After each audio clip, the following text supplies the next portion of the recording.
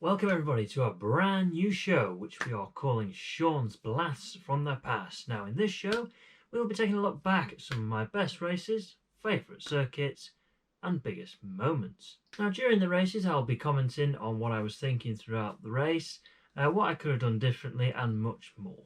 So we're now going to take you back 4 years ago. Wow, it doesn't seem that long, to the 21st of August 2016 where we were at Melbury Park with the Emra Club and I was eyeing up my first ever career podium in my first year of racing. Now, this race was very tricky for many reasons, as you'll see very shortly. So, without further ado, let's stop the talking and head on over to the action. Over to you, Shawnee boy.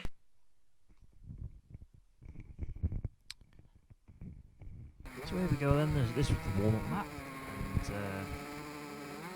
for the first race of the day, as you can see, the big black clouds looming overhead, so I thought that they would play a factor and there was rain on the way.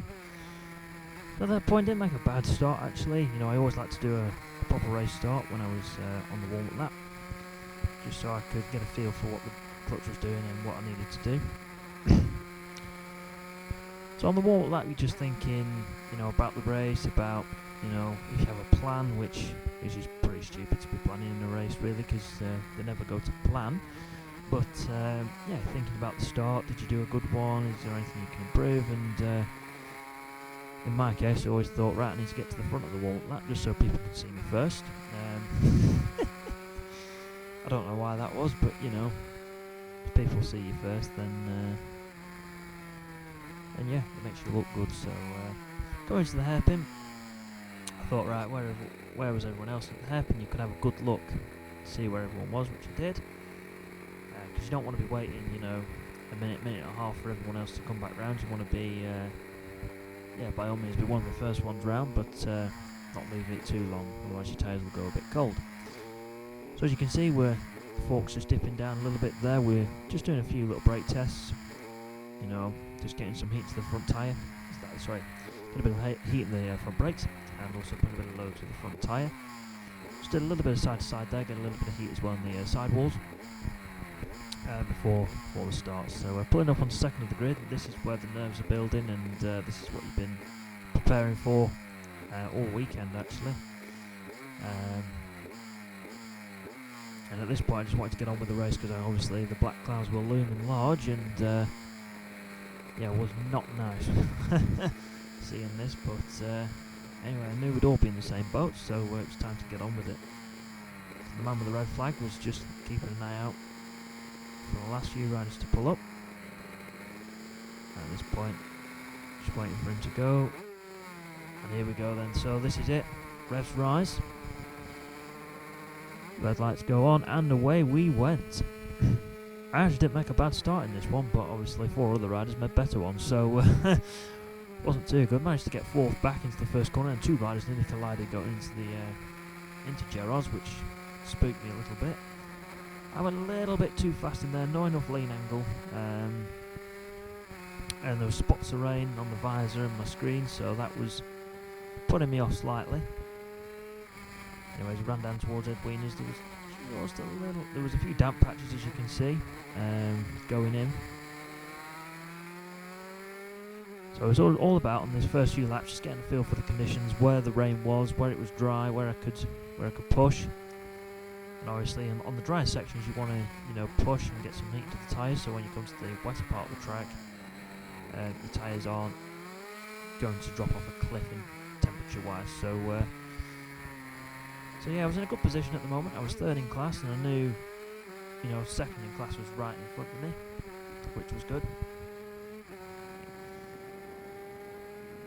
As you can see, Kim Rose's bike was absolutely rapid compared to mine. Now this is when it gets very interesting. I had gone in there as I would in the dryer, down to 5th gear, usual markers. Rain was there, it started to get heavier, and there it is. Absolutely lashed it down. So yeah, I saw the 2 leaders actually slow right up and back off, and I thought what was going on there. And I was in 5th gear because the bike was bogging down, so knocked it back to 3rd and was taking it very, very cautiously into Ed Wieners. Through we went, nice and gently through there. slipped the clutch on the way out, had a look at Kim going into Lake Esses. That wasn't going to work. Usually in the drive, it's fourth gear flat out through there on the 125, so you had to be tootling around in second gear. Wasn't brilliant. No, very slow going into the hairpin. Got overtaken by two Aprilia RS 125s, and these are road going machines, but these were in a separate class to us. They were in the Formula 125 class, and I was in the GP 125. So yeah, I knew I'd have the power advantage on the straight compared to these guys, and all us GP 125 riders were on slick tyres, which means we had no tread on our, well, we had very little tread on our tyres, and yeah, which would make things very interesting. As you heard there, revved it down to third gear, kept the revs nice and constant. Didn't do anything daft, kept the bike upright pretty well. Now, as you can see there, one of the Aprilia riders straight past me there, he had cuts in his tyres, which cut slicks as we call them, but the road going tyres, I think, I'm actually not too sure what they run on, but I definitely know they've got cuts in them, so they had a little bit of an edge through the water, because the cuts in the tyres would help cut a path through the water basically, so they'd have a little bit more grip than us. But yeah, got into the hairpin, had a bit of a look. Yeah, that didn't quite work. Now, this rider was taking some good carrying some good speed through the hairpin actually, and yeah, pulled away slightly. Now this boy made a bit of a mess of the bus stop, but never mind. I knew that the back markers, there would be quite a lot of traffic in this race, because we had 50cc guys out there with us, so those bikes are obviously a lot slower than the 125s, and I knew those bikes would play factor, so as you heard there, whacked it down to second gear, had to knock it quickly back up to third, because I didn't want to be changing gear on the wet stuff. That was just, I got that in my head not to do that, otherwise I'd be on my ear, so I basically scared myself. The brain's very powerful when it comes to racing. Now this lap was actually rather frightening. This is where we started to close the back markers through Lake Esses.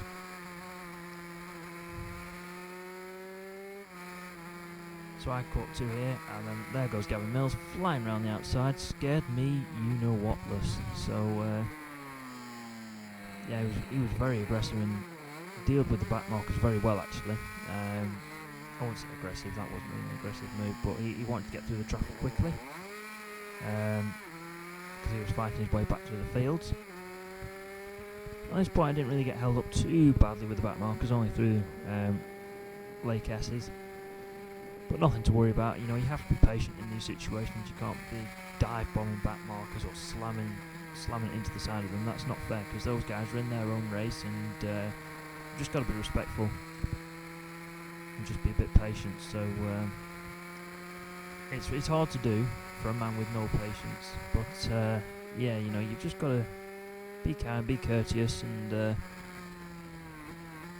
yeah, which I'd like to think I was. But anyway, I could see the four leaders in front of me, which was really reassuring. So I knew that P2 in class was, P2 overall was possible, and P2 in class I just needed to keep it smooth and deal with the back markers as well as I could. So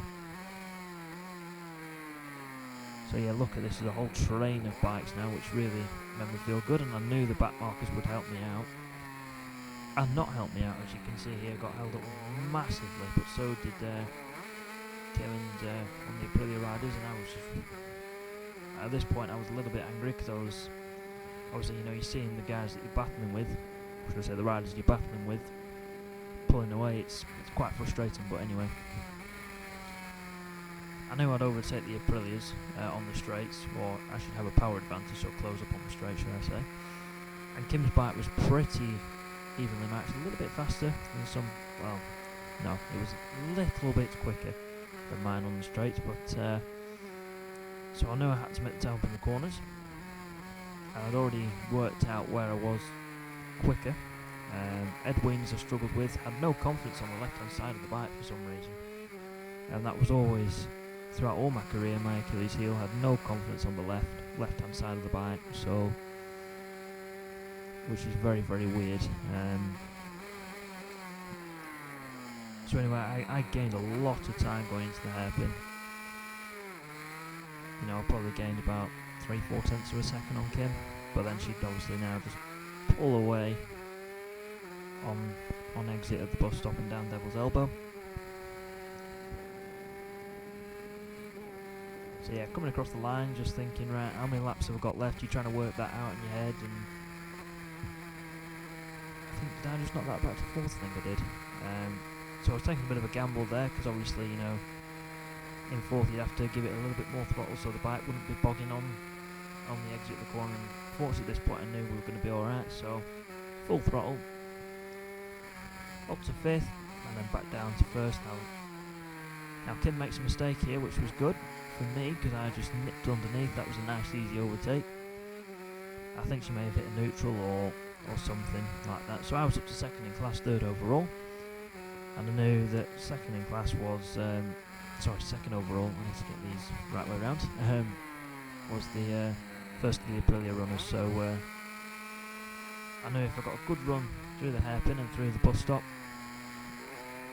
I should be able to make a move on the pit straight or going into the first corner, and I did carry not bad speed through hairpin and bus stop, and with a little help from the slipstream, through I went, and that was good. So down to fourth gear again, just keeping the revs nice and constant, not doing anything too silly. Now I could see 3 back markers up ahead, and at this point I was thinking, could I get past all 3 of them before Ed Wieners? The answer was no. I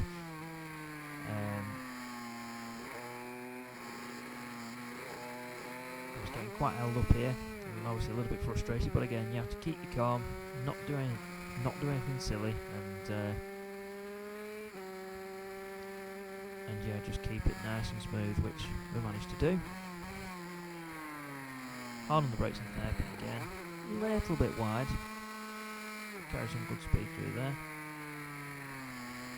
Maybe a little bit early shutting off and on the brakes into the bus stop, but the way I rode the motorcycle was slow into the corners meant fast out, which isn't the way to do it on the 125. You have to just carry corner speed, you know, on entry, mid corner and exit. So, but yeah, at this point, you know, this was still my first year of racing, so mistakes were going to be made. So as you can see now, the track's pretty much dry on the exit now, with just a few damp patches, so we'll get on the gas a little bit earlier in the corner. Slightly over-revved it going down into Ed Wieners, but never mind. Not too bad through there. Third. Ooh, shut off slightly there. Fourth. Fifth. And hard on the brakes, just over the crest. Now there's no engine braking on the 125 because it's a 2-stroke, so I used to shut off just before the little crest in the track. Slip the clutch beautifully. Now sometimes I could get through the bus stop without slipping the clutch, but I think I was riding obviously a little bit tense from the first corner, and every lap you're just going in and hoping that the front tyres and the tyres would stick and you won't be on your rear. But at this point I knew I should be alright, because I've managed to keep it upright for the other laps that we'd managed to complete. So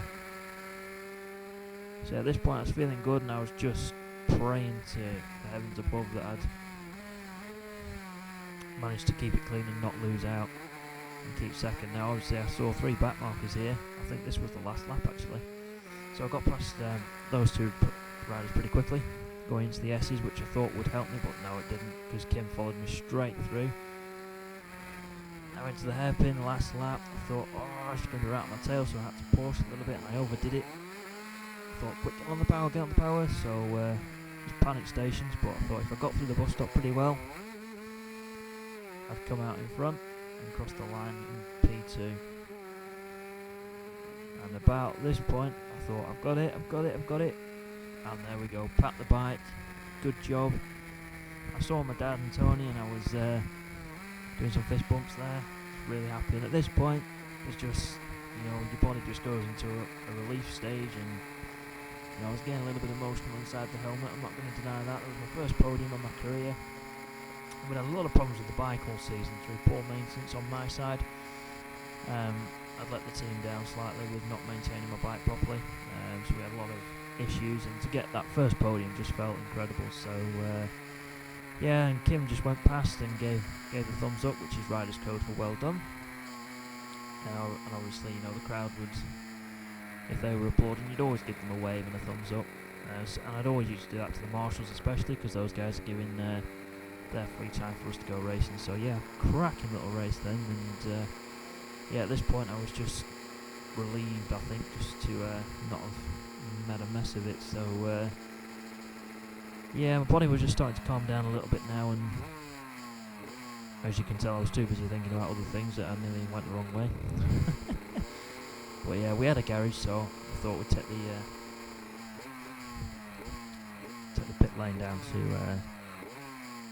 the garage. So yeah, good race that. Felt unbelievably happy. Yeah, I just wanted to get back to my dad and Tony at this point to discuss the race really, and yeah, what a race it was. I've never had a race like that in my life, and never had since that day. So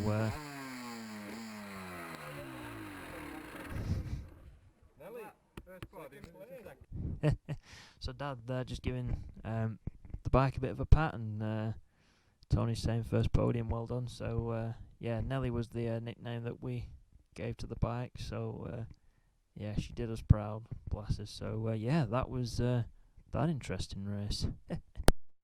So as you can see there, guys, what an absolute frantic race that was. You know, there was rain at the first corner, lots of traffic. But yeah, we managed to come out in P2 on that one, and then we also, as you just saw there, backed it up in the trophy race with getting another second place in full dry conditions, so we had the pace no matter what the weather. So then, guys, that concludes episode number 1 of Sean's Blast from the Past. We hope you've enjoyed it, and stay tuned to Sean's Weekly Roundup on Sunday on our Facebook page to find out where we're going next week. So take it easy, everybody, and we will we'll see you on Sunday. Bye bye.